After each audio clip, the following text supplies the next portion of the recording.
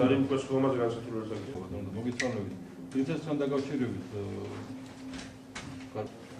მეორე პარლამენტის დადგენის პროექტი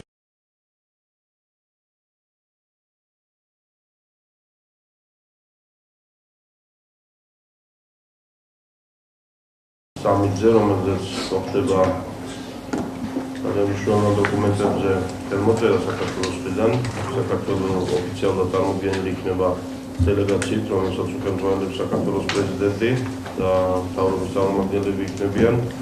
ამასთანავე პარალელურ რეჟიმში მიმდინარეობს სხვადასხვა ღონისძიებები, რომლებშიც პარლამენტების წარმომადგენლები მონაწილეობენ და პარლამენტს წარმოადგენენ უაღრესობის და უმცირესობის წევრები. ჩვენი გზა არის ევროპისკენ. შესაბამისად ის ნაბიჯები, რომელსაც ჩვენ გადავდგამთ, მიუხედავად დაბრკოლებებისა, რომელიც შესაძლებელია შეხვდეს, მე დარწმუნებული ვარ, რომ ეს მკიცე გადაწყვეტილება, რომელიც მოსახლეობის არჩევანია ჩვენი, არ შეიცვლება. ევროპის ოჯახში შესვლა მრავალი ეტაპიანი საქმიანობა და ერთ-ერთი მნიშვნელოვანი ეტაპია ასოცირების შეთანხმება. აქ ორ ხელშეკრულებას ეწერება ხელი და შესაბამისად ჩვენი ხალხისთვის, ჩვენი წარმოებისთვის, ჩვენი ეკონომიკისთვის ძალიან მნიშვნელოვანია ევროპასთან თავისუფალი სავაჭრო ურთიერთობის ხელშეკრულების გაფორმება.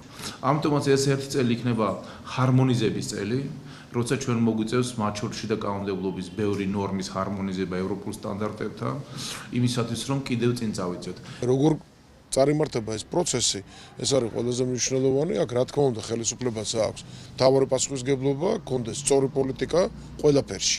არა მარტო განცხადებებით, ეს განცხადებებიც უნდა იყოს ძალიან პრინციპული და ზუსტი, არამედ სწორი ეკონომიკური პოლიტიკა, სწორი პოლიტიკა შიდა ოპონენტებთან ურთიერთობის და დემოკრატიული პროცესის გაღრმავება ბუნებრივია და იქნება ვალდებულებები ასევე საკანონმდებლოც. წინა მთავრობას და მე მედი მაქვს რომ ამ მთავრობის პირობებშიც ასე იქნება.